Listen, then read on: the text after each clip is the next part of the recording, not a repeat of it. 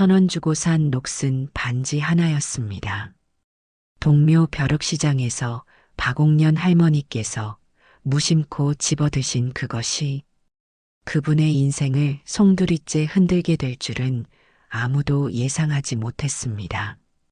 그저 손주 졸업식에 반지를 끼고 참석하셨을 뿐인데 그 자리에 있던 보석 디자이너가 다가와 조용히 여쭈었습니다. 이 반지 어디서 구하신 거예요? 며칠 뒤 백화점 감정센터에서 감정사가 그 반지를 확인하더니 말 한마디 없이 그대로 바닥에 쓰러졌습니다. 그날 이후 조용히 살아오셨던 박옥년 할머니의 삶은 상상도 못했던 방향으로 흘러가기 시작했습니다. 이야기 시작 전에 구독과 좋아요 부탁드립니다. 그럼 이야기 시작하겠습니다. 서울 종로의 오래된 골목길, 사람들의 목소리와 철제 바퀴 소리가 마치 악기처럼 뒤엉켜 공기를 가르던 그 아침, 나는 언제나처럼 해 뜨기 전에 집을 나섰습니다. 장사는 준비보다 눈치가 중요했고 좋은 자리를 선점하지 못하면 하루 매상은 그날로 꽝이니까요. 종로 3가역 6번 출구에서 내려 동묘 방향으로 빠지는 길목, 거기서부터는 내 하루가 시작됐습니다. 사람들이 오래된 양복과 교복을 뒤적이다 무언가 발견한 듯 눈빛이 반짝이는 그 장면이 싫지 않았고 그 틈에서 누군가는 내 작은 좌판에서 옷 한 벌을 1,000원 더 깎아보겠다며 미간을 찌푸리기도 했죠. 서운했지만 뭐 어쩌겠습니까? 안 팔리는 것보단 낫다는 게 내 철칙이었습니다. 그날도 마찬가지였습니다. 밤새 끌어모은 헌 옷가지를 다듬으며 좌판을 펴고 앉아 따뜻한 보리차 한 모금에 목을 축이던 그때 바로 옆구석에서 낡은 바구니 하나가 눈에 들어왔습니다. 사람들은 그걸 그냥 고철 바구니라 불렀고 그 안엔 자물쇠, 단추 떨어진 브로치, 오래된 깡통 따위가 뒤섞여 있었죠. 그런데 그날따라 이상하게 그 바구니 안쪽에서 뭔가가 눈을 끌었습니다. 다른 사람들은 지나치고도 남았을 그 쇳덩이 먼지가 눌어붙어 바랜 금속빛이 마치 땅 속에 묻혔다가 막 발굴된 유물처럼 느껴졌고 나는 마치 무슨 힘에 끌린 듯 손을 뻗었습니다. 쥐어보니 반지였습니다. 돌 하나 박히지 않은 평범하디 평범한 고리였고 표면은 녹이 슬어 있었지만 이상하게 그 안쪽엔 누가 새긴 듯한 낡은 문양이 선명하게 보였죠. 원래라면 이거 얼마예요? 라고 묻겠지만 그날은 말도 없이 그저 1,000원짜리 한 장을 꺼내 그 낡은 반지를 내 주머니 속에 쑥 밀어 넣었습니다. 그걸 왜 샀는지 사실 지금도 잘 모르겠습니다. 다만 그 순간 그 반지가 마치 오래전 내 손에 끼워져 있었던 물건처럼 느껴졌다는 것. 마치 누군가가 이제야 찾았구나 하고 내 등을 두드리는 것 같았다는 것. 그것만은 아직도 기억이 생생합니다.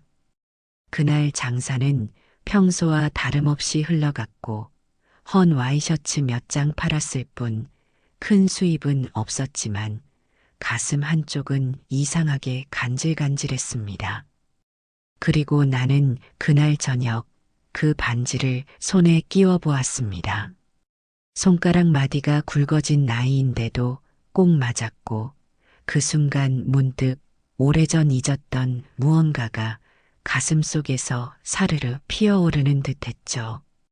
기억은 없는데 감정이 있었습니다. 그 감정이 앞으로 어떤 문을 열어젖힐지 나는 그때까지 알지 못했습니다. 단지 모든 이야기는 그렇게 아무렇지 않게 시작되었다는 것만은 분명했습니다. 며칠 뒤 손주의 졸업식이 있었습니다. 한때는 그 아이가 내 등에 엎여 깔깔거리며 유치원에 다니던 때도 있었는데 세월이 흘러 어느덧 고등학교를 졸업한다니 대견하다기보다는 낯설고 어딘가 찬바람이 불어오는 것 같았습니다. 사실 그 아이의 부모, 그러니까 내 아들과 며느리는 몇 년 전부터 나와 연락을 거의 끊고 지냈습니다.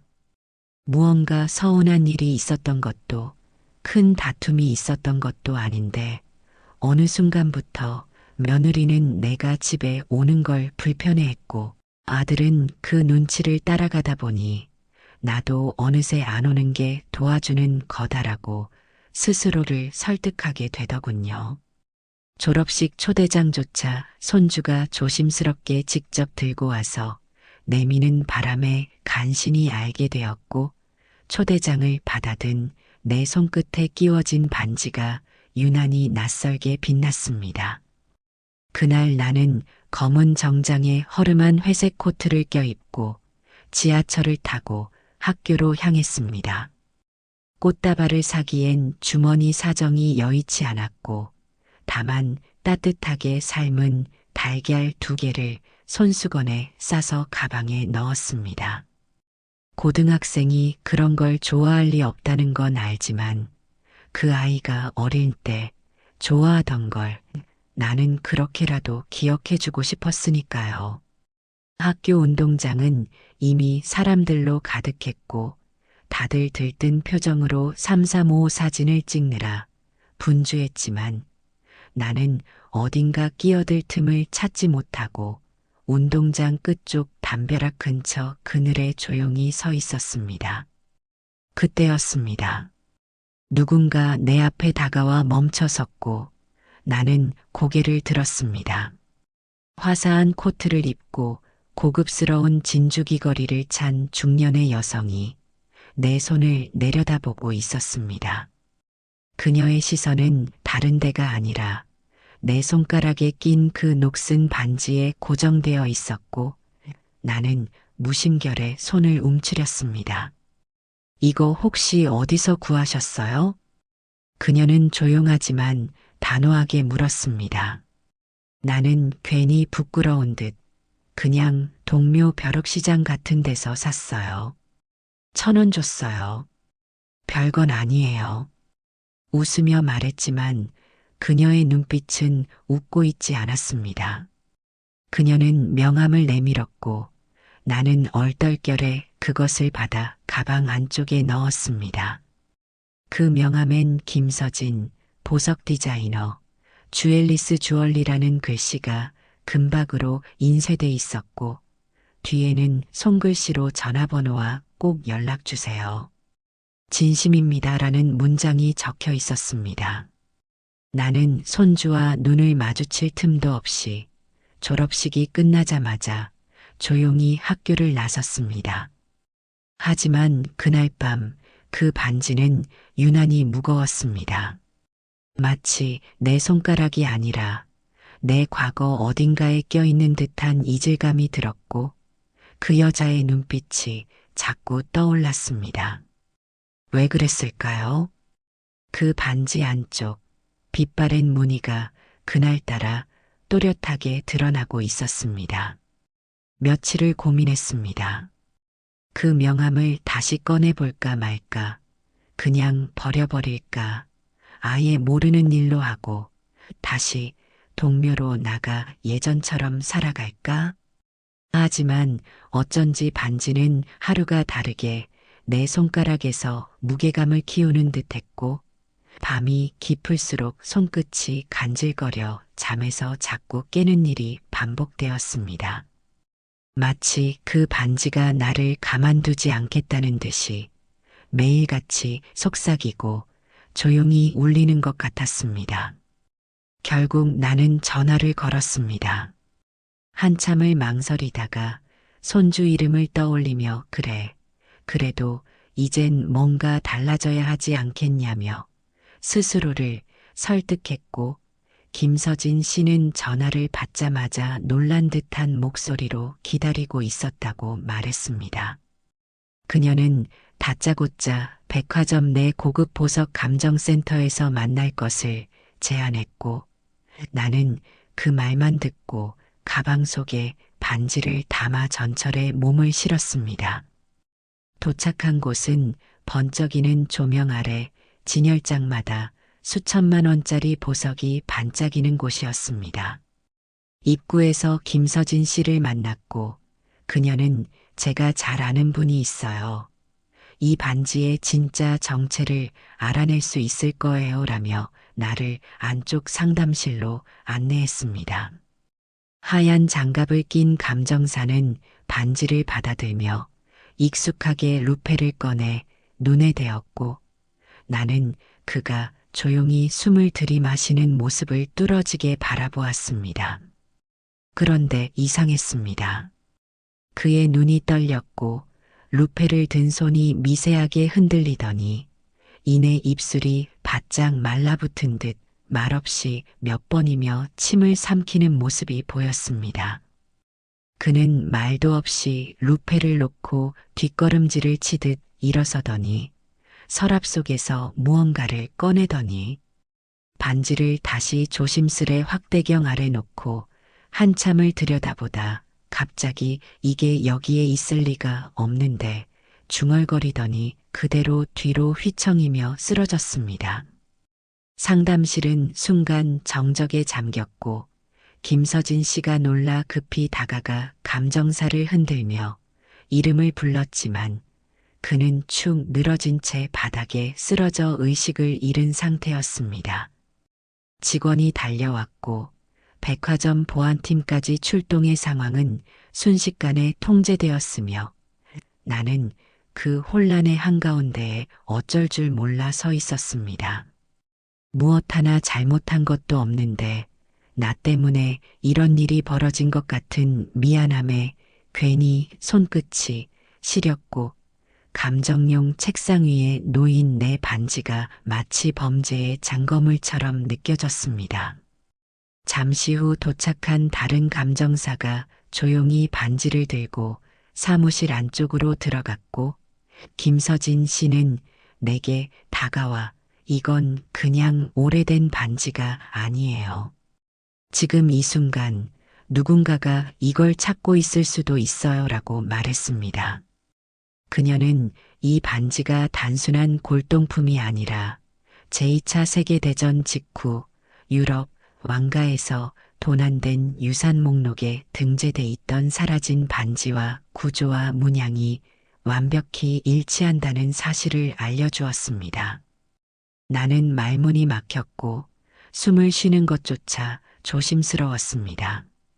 겨우 1,000원 주고 산 반지, 내 손가락에서 수십 년을 잊힌 채 살아온 내 인생과 전혀 어울리지 않았던 그 물건이 누군가의 눈에는 전 세계 수배 목록에 오른 유산으로 보인다는 것이 믿기지 않았습니다. 그 반지를 감정받고 돌아온 날 나는 아무 말도 하지 않고 반지를 다시 손가락에 껴보았습니다. 손에 착 감기던 그 느낌은 여전히 있었지만 이제는 어딘지 모르게 무겁고 서늘하게 느껴졌습니다. 마치 그 순간부터 내 삶이 조금씩 변해가고 있다는 걸 반지가 먼저 알고 있는 듯 했어요. 며칠 후 생각지도 못했던 사람들이 찾아오기 시작했습니다. 먼저 찾아온 건 며느리였습니다. 평소엔 연락 한 통 없던 사람이 문 앞에 과일 바구니를 들고 선 거죠. 어머님, 요즘 잘 지내세요? 뉴스 보니까 그 반지 정말 귀한 거라던데요? 나는 그 말을 듣자마자 몸이 굳었습니다. 며느리의 눈빛엔 염려보다 호기심이 먼저 서려 있었고 손에 들린 바구니의 무게보다 그녀가 나를 바라보는 눈길이 훨씬 무거워 보였습니다. 그날 저녁 아들까지 왔습니다. 일을 마치고 들른 듯 말끔한 양복 차림에 평소와 다르게 말을 고르며 말하더군요. 엄마, 그 반지 혹시 같이 잘 보관해 보는 게 어때요? 요즘 세상 흉흉해서 그래요. 괜히 위험한 사람들 눈에 띄면 우리가 관리해 드리면 안심되지 않을까 해서요. 말은 그럴듯했지만 나는 속으로 생각했습니다. 1,000원 주고 내가 산 반지를 왜 너희가 보관하겠다는 거니? 나는 조용히 웃으며 말했습니다. 그냥 손에 끼고 다닐게. 내 손가락이 금고니까. 하지만 그날 이후로 무언가가 달라졌습니다. 시장에서도 사람들이 나를 다르게 보기 시작했어요. 에이, 그거 진짜 몇 천만 원짜리래. 할머니, 그거 조심하세요. 동묘에선 그런 거 잃어버리면 찾기 힘들어. 팔 생각 없으세요? 아는 사람 있는데 연결해 드릴까요? 사람들이 웃으며 던진 말들이었지만 나는 그 말들이 하나하나 송곳처럼 느껴졌습니다. 그 반지가 귀하다는 걸 알고 난 뒤 세상이 나를 귀하게 보는 것이 아니라 그 반지를 통해 나를 계산하기 시작한 것 같았습니다. 그날 밤 나는 반지를 빼서 조용히 천으로 감쌌습니다. 그리고 서랍 깊숙이 넣으며 중얼거렸습니다. 처음엔 손가락에 잘 맞아서 좋았는데 지금은 마음 어디에도 맞는 데가 없구나. 하지만 그때는 몰랐습니다. 그 반지를 둘러싼 탐욕이 앞으로 얼마나 더 깊게 내 삶을 파고들지. 며칠 동안은 잠잠했습니다. 아들도 며느리도 별다른 연락 없이 조용했고 시장에서도 더 이상 반지 이야기를 꺼내는 사람이 없었습니다. 그저 하루하루 똑같은 장사, 똑같은 인사, 똑같은 보리차 냄새가 내 일상으로 돌아온 것처럼 보였죠. 하지만 사람의 마음은 가끔 말이 없는 게 더 무섭다는 걸 나는 늦게 깨달았습니다. 그날은 평소보다 조금 일찍 장사를 마쳤습니다. 허리를 숙여 상자를 접는데 등 뒤로 낯익은 발자국 소리가 다가왔습니다. 고개를 돌리자 며느리가 조심스럽게 다가와 말했습니다. 어머님, 혹시 그 반지 사진 좀 찍어도 될까요? 나는 눈을 가늘게 떴습니다. 왜? 그냥. 친구 중에 주얼리 쪽 일하는 사람이 있는데 재미삼아 보여주고 싶어서요. 요즘 빈티지 반지 스타일이 유행이라. 나는 아무 말 없이 손가락을 쳐다봤습니다. 그녀의 시선도 그 반지를 뚫어지게 보고 있었고 그 눈엔 재미가 아닌 계산이 보였습니다. 그래, 찍어봐. 나는 일부러 그렇게 말했습니다. 그리고 그날 밤 그녀가 찍은 사진이 중고거래 앱에 올라가 있었다는 걸 며칠 후 지인을 통해 알게 되었죠. 사진 설명에는 이렇게 적혀 있었어요. 감정가 수천만 원, 소장 중. 구매 의사 있는 분만 연락 바랍니다. 그 순간 나는 깨달았습니다. 이건 단순한 관심도 궁금증도 아니었습니다. 이 반지를 통해 그들은 내 손 위에 얹힌 인생마저 팔 수 있다고 생각하고 있었던 겁니다. 며칠 후 아들이 다시 찾아왔습니다. 이번엔 혼자였습니다. 조심스럽게 앉더니 서류 하나를 꺼내 내밀었습니다. 엄마, 이건 그냥 참고용인데 반지를 우리가 보관하게 되면 생길 수 있는 법적 안전장치 같은 거야. 나는 서류를 펼쳐보지도 않고 물었습니다. 내가 마지막으로 내 장사 도와준 게 언제였니? 아들은 말없이 고개를 숙였습니다. 나는 서류를 밀어내며 말했습니다. 내가 너한테 가진 건 기대가 아니라 실망이야. 그리고 실망은 다시 기대하지 않겠다는 마음에서 나오는 거다. 그는 더 이상 아무 말도 하지 않았고 나는 그날 밤 반지를 손에서 빼어 조용히 천으로 싸서 다시 서랍 안에 넣었습니다. 이번엔 그냥 넣지 않았습니다.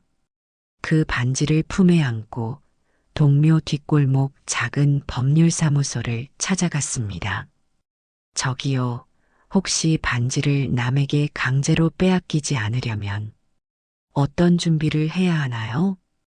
그 순간 내가 진짜 지켜야 할 건 금속 조각이 아니라 그걸 지키는 내 삶과 자존심이라는 걸 나는 알게 되었습니다. 동묘 뒷골목의 작은 법률사무소, 플라스틱 의자에 앉아 마른 손을 가지런히 모으고 앉아 있으니 사무장이 내 얼굴을 한참 들여다보다 조용히 물었습니다. 어르신, 혹시 무슨 일 있으셨어요? 누가 그 반지를 가져가려 하나요? 나는 웃으며 고개를 저었습니다. 가져가려는 건 아니고 지켜야 할 것 같아서요. 내 손에 오래 있었던 거라 어디로 사라지면 안 될 것 같아서. 그날 나는 그 반지의 사진을, 감정 결과를, 그리고 무엇보다 내 자필로 쓴 짧은 진술서를 남겼습니다. 이 반지는 박옥년 개인의 자산이며 자발적으로 구매 후 보관해온 것임을 증명합니다. 라는 문장을 천천히 꾹꾹 눌러 쓴 글씨로 써내려갔습니다. 사무장은 고개를 끄덕이며 이렇게 말했습니다. 잘하셨어요. 침묵은 동의가 아닙니다. 어르신 마음속의 권리도 누군가는 말로 써서 증명해줘야 해요. 그 말이 이상하게 가슴속에 박혔습니다. 침묵은 동의가 아니다. 그렇게 많은 시간을 아무 말 없이 넘겨왔던 내 인생이 사실은 누구에게도 허락한 적 없다는 걸 그제야 깨달은 것 같았습니다. 며칠 뒤 아들이 다시 찾아왔습니다. 이번엔 며느리와 함께였고 얼굴엔 웃음기가 하나도 없었습니다. 그들은 문을 열자마자 본론부터 꺼냈습니다. 엄마, 이건 솔직히 말씀드릴게요. 우린 엄마가 반지를 혼자 들고 있는 게 위험하다고 생각해요. 엄마는 아무 문제 없다 생각하시겠지만 혹시라도 나중에 사고 나거나 치매라도 오면. 나는 그 말이 끝나기도 전에 테이블 위에 서류 하나를 꺼내 올렸습니다. 법률사무소 도장이 찍힌 종이, 그리고 또박또박 적힌 내 자필 진술서. 이거 법적으로 효력 있어. 혹시라도 내가 없어진다 해도 반지는 내 뜻에 따라 보관되고 쓰일 거야. 그러니까 이제 그만해. 이 반지는 돈이 아니라 내 지난 시간을 증명해주는 물건이야. 며느리가 헛웃음을 지으며 말했습니다. 그게 뭐가 그렇게 중요하다고. 솔직히 그 반지 팔면 엄마도 편하게 살 수 있잖아요. 이제 그런 거 놓고 그냥 우리 믿고 맡겨요. 나는 조용히 눈을 마주치며 말했습니다. 그래, 너희가 날 믿었으면 좋겠지만 나는 지금 너희를 믿지 못하겠구나.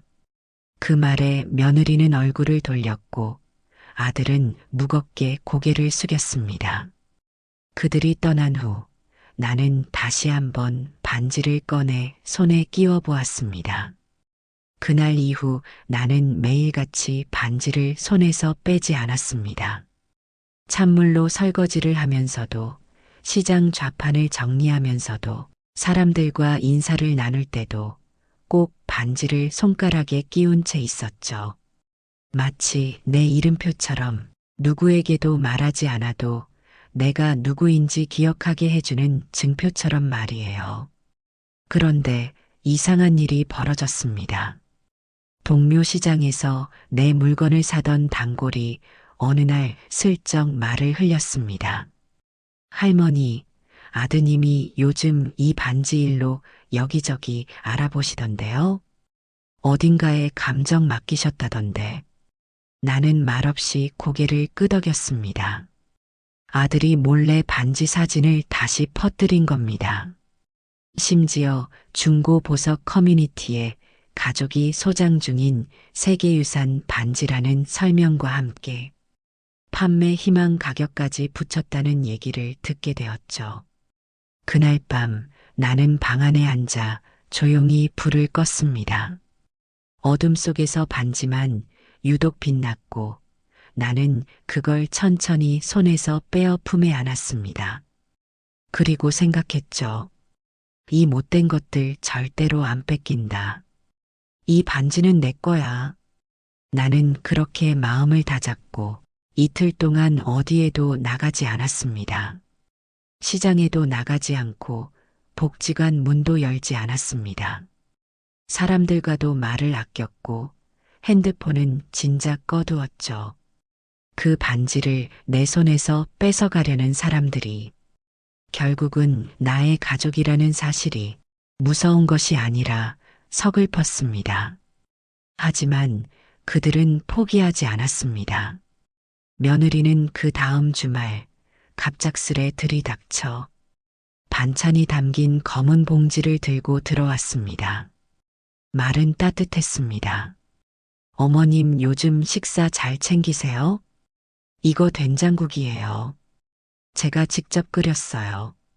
그 말이 진심이 아닌 건 그녀의 눈동자가 자꾸 내 손가락을 훔쳐보는 걸로 알 수 있었습니다. 나는 반지를 끼고 있던 오른손을 슬며시 뒷짐으로 돌렸습니다. 그녀는 아무렇지 않은 척 부엌으로 들어갔고 그날은 무슨 일도 없었습니다. 하지만 그 다음 주 아들이 함께 왔습니다. 이번엔 와인 한 병과 과일 바구니를 들고 말이죠. 엄마, 그동안 너무 바빴어요. 이젠 좀 자주 올게요. 나는 아무 말도 하지 않았습니다. 그들이 둘이 함께 왔을 때는 항상 속셈이 있었으니까요. 그날 저녁 아들은 유난히 친절했습니다. 내 등을 두드려주고 TV 채널을 돌려주고 침대 시트를 갈아주기까지 했죠. 그 모습이 어색해서 나는 오히려 잠을 쉽게 청하지 못했습니다.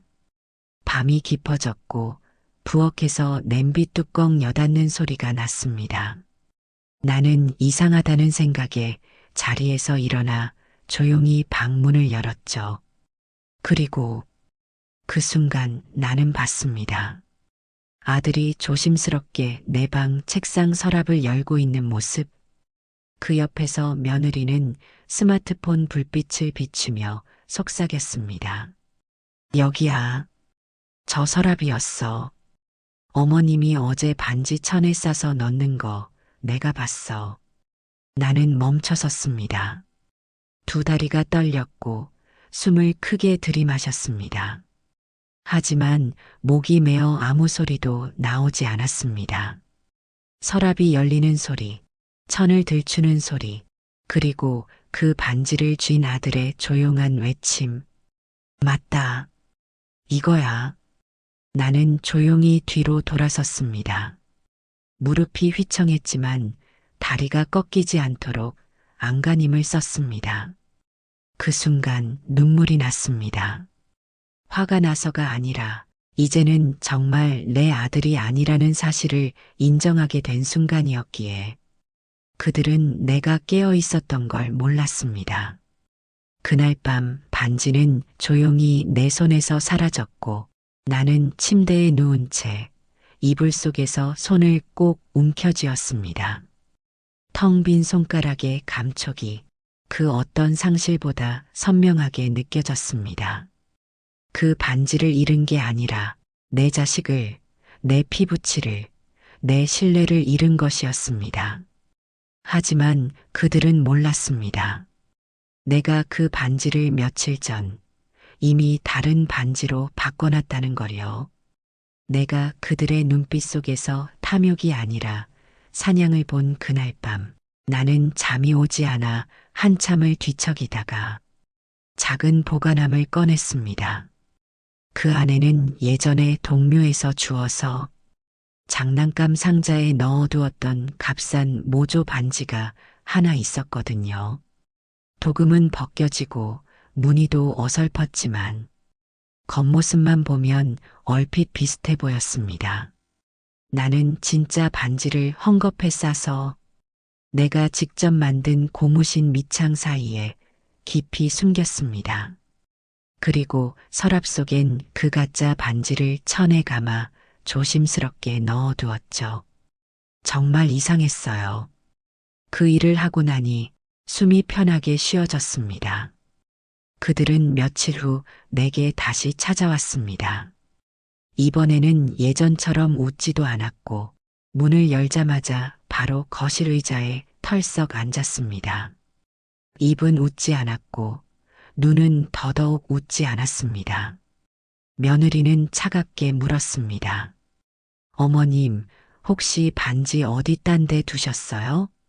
나는 모른 척 눈을 동그랗게 뜨며 대답했죠. 아니, 그대로 서랍에 넣어뒀는데? 왜? 아들은 아무 말도 하지 않았지만 그 눈빛엔 말로 다 못할 증오와 당혹, 그리고 찌릿한 분노가 스며 있었습니다. 그들은 알고 있었던 겁니다. 그 반지가 진짜가 아니라는 걸. 하지만 차마 말은 못했어요.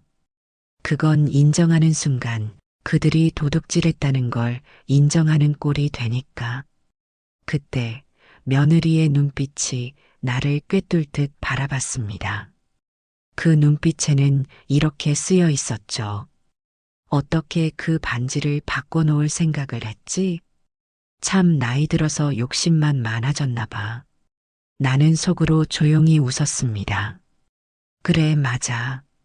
나는 욕심이 많아졌어. 근데 그 욕심은 남들처럼 가진 걸 늘리려는 욕심이 아니라 남겨야 할 걸 제대로 남기려는 욕심이야. 내 삶을, 내 기억을, 내 이름을 지키는 욕심. 나는 보리차를 따르며 그들에게 말했습니다. 차 한잔 하고 갈래? 요즘 날이 싸늘해. 그들은 아무 대답 없이 자리만 비틀거리며 일어섰습니다. 그리고 현관문이 닫히는 순간 나는 내 웃음을 참을 수 없었습니다. 소리를 내지도 않았고 박장대소를 한 것도 아니었어요. 그저 속이 뻥 뚫리는 듯한 조용한 통쾌함 하나가 가슴에 딱 들어앉았죠. 그날 밤 나는 서랍 깊은 곳에 모조 반지를 다시 넣어두고 고무신 밑창을 손에 들어 조심스레 진짜 반지를 꺼냈습니다. 그 누구에게도 넘기지 않았고 심지어 도둑질하듯 가져가던 내 자식들 손에도 진짜는 가지 못하게 했습니다. 처음엔 뿌듯했습니다. 내가 끝까지 지켜냈구나 싶었죠. 그런데 말입니다. 그렇게 지켜낸 것 치고는 내 마음이 참 이상했습니다. 손가락에 반지가 끼워져 있는 걸 느낄 때마다 자꾸 손끝이 무거웠고 어깨가 뒤로 조금 더 처지는 기분이 들었습니다. 나는 반지를 지킨 줄 알았는데 돌이켜보니 그 반지가 나를 꼭 쥐고 있었던 겁니다. 아들과 며느리는 이제 나를 엄마가 아니라 반지를 가진 사람으로 보는 것 같았습니다. 며느리는 눈빛만으로 내 손가락을 훌쳤고 아들은 입만 열면 반지만 팔면을 중얼거렸죠. 동묘 골목의 단골 아주머니들도 복지관 아이들을 돌보러 온 자원봉사 청년들도 어느새 그 반지를 주제로 나를 쳐다보았습니다. 말은 안 해도 보였습니다. 할머니, 그 반지 진짜 몇 천 나간다면서요? 언제부터 가지고 계셨던 거예요? 그 말 끝마다 눈빛에 숫자가 붙어 있었습니다. 사람이 나를 보고 웃는 게 아니라 내가 낀 반지를 보고 웃는 느낌, 그거 참 차갑더라고요. 복지관 마당 평상에 앉아있던 날이었어요. 아이들이 까르르 웃으며 뛰어노는 소리에 나도 모르게 미소를 지었는데 문득 손등에 반짝이는 그 반지가 눈에 들어왔습니다. 그 순간 내가 아이들의 웃음보다 내 손에 낀 반지를 먼저 보게 됐다는 사실이 숨막히게 괴로웠습니다. 그날 밤 집에 돌아와 불도 켜지 않고 조용히 반지를 풀어 식탁 위에 올려두었습니다. 그 반지는 여전히 반짝였지만 나는 그 안에서 한 번도 나를 보지 못했습니다. 나는 점점 사람답게 살지 못하고 있었어요. 자식이 변하는 게 싫다고 생각했지만 가만 보니 나도 변하고 있었습니다. 반지를 끼고 사는 나는 그 반지에 의지하고 있었고 그걸 빼앗기지 않으려 손을 움켜쥐고 있었습니다. 누구에게도 손 내밀지 못하고 누구의 손도 잡아주지 못한 채로요. 그날 밤 난 결심했습니다. 이 반지가 나를 사람답게 살게 하는 게 아니라 사람답지 않게 만들고 있다. 말은 작았지만 속에서 울리는 소리는 아주 크게 퍼졌습니다. 결국 저는 예전에 연락이 왔던 곳, 그 외국 보석 디자이너 분이 준 명함 뒷면의 전화번호를 찾아 다시 연락을 드렸습니다. 한참 동안 서랍을 뒤졌고 낡은 수첩 속에 종이 조각처럼 끼워 넣어뒀던 그 명함을 꺼내어 가만히 전화기를 들었습니다. 손끝이 조금 떨렸지만 그건 두려움이 아니라 마침내 손을 놓을 준비가 된 사람의 떨림이었습니다. 전화 한 통을 마치자마자 그들은 오래 기다렸다는 듯 며칠 만에 서울로 찾아왔습니다. 이번에는 지난번과는 다른 사람이었습니다. 조용한 눈빛을 가진 중년의 남자와 그 옆에서 또박또박 통역을 해주는 젊은 여성이 함께 왔죠. 복지관 마당 한쪽 해가 따스하게 내려앉은 벤치에 마주 앉았습니다. 그는 가방에서 조심스럽게 오래된 사진 한 장을 꺼냈고 그 사진 속에는 손에 익숙한 반지를 끼운 여인의 모습이 담겨 있었습니다. 나는 말없이 그 사진을 오래 바라보다 고개를 들었습니다. 그가 낮은 목소리로 말했습니다. 제 외할아버지가 1950년대에 한국에서 짧게 머물렀다고 들었습니다.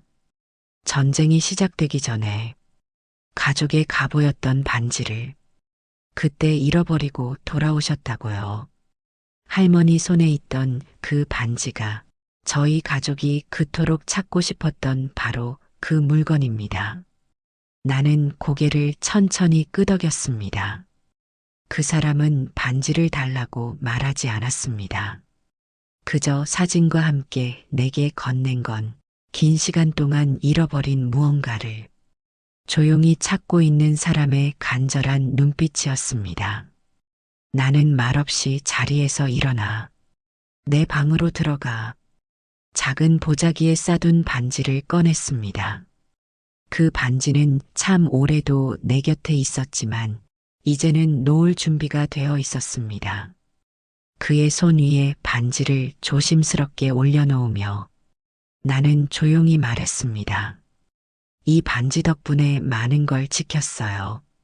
하지만 동시에 많은 걸 잃을 뻔했어요.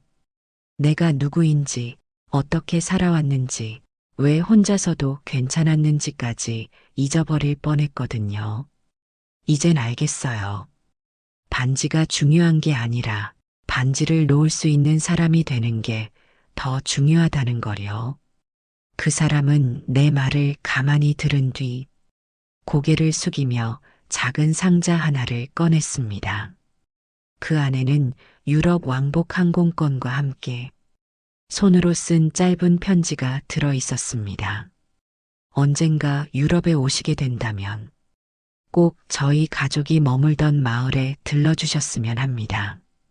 당신의 손을 거쳐 돌아온 이 반지를 저희는 절대 잊지 않겠습니다. 나는 웃으며 말했습니다. 아유, 난 그 먼 데까지 갈 체력도 없어요. 여기가 좋아요. 국수 삶는 냄새 나는 이 동묘 골목이 내겐 제일 좋은 세상이에요. 그 사람은 한참을 내 손을 잡고 있다가 작게 고개를 숙인 채 돌아섰습니다. 그 뒷모습을 바라보며 나는 속으로 조용히 중얼거렸습니다. 잘 가거라. 너로 인해 난 많은 걸 다시 배웠다. 그리고 이제 정말 평안해졌다. 그날 밤 나는 다시 식탁 앞에 앉았습니다. 하지만 이번엔 손가락에 반지가 없었습니다. 그 빈자리는 왠지 허전하지 않았습니다. 오히려 손이 가벼웠고 심장이 조용히 편안했습니다. 내가 지킨 건 결국 반지가 아니었습니다. 나를 사람답게 살게 해주는 마음 하나, 그걸 끝까지 놓지 않았던 겁니다. 며칠이 지났습니다. 반지를 돌려준 뒤 마음이 참 평안했어요. 손끝은 가벼웠고 가슴은 조용했죠. 그런데 그날 저녁 무렵 현관 초인종이 울렸습니다. 문을 열자 아들이 서 있었습니다. 그 옆에는 며느리도 있었고요. 두 사람 모두 평소와는 달랐습니다. 한껏 치장하던 며느리는 화장기 없는 얼굴에 말없이 고개를 숙이고 있었고 아들은 손에 작은 봉투 하나를 들고 있었습니다. 나는 아무 말 없이 문을 열어주었습니다. 잠시 후 식탁에 마주 앉은 그들은 낮고 조용한 목소리로 말했습니다. 엄마, 우리가 참 미안했어요. 그 반지 때문에 엄마를 엄마로 보지 못했던 것 같아요. 지금 생각하면 얼굴 들 수가 없어요. 며느리도 울먹이며 고개를 들었습니다. 어머님, 죄송해요. 욕심이 앞섰어요. 처음엔 그냥 돕고 싶단 마음이었는데 어느새 제 욕심을 합리화하고 있었네요. 나는 그 말을 들으며 한참 말이 없었습니다. 그리고 조용히 물컵을 하나 내밀며 말했죠. 늦은 사과라도 와서 해줘서 고맙다. 나도 내 자식한테 너무 실망하고 싶진 않았거든. 그 말에 아들은 울컥한 듯 잠시 눈시울을 붉히더니 작은 봉투를 내밀었습니다. 여기 우리가 반지 대신 준비했던 거예요. 안 쓰셨으면 좋겠어요. 그건 우리 속죄의 마음이지 보상은 아니니까요. 나는 그 봉투를 조용히 밀어두고 말했습니다. 됐어. 그 마음이면 돼.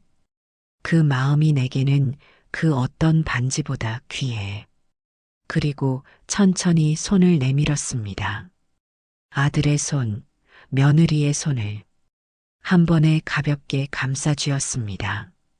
그 손끝에서 우리가 오래 잊고 있었던 가족의 온기가 서서히 돌아오는 걸 느낄 수 있었어요.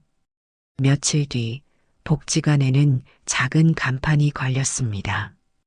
옥년의 집, 그 아래 동묘 시장 사람들과 복지관 식구들이 하나둘 모였습니다. 박씨 아주머니는 내 손을 꼭 잡으며 말했죠.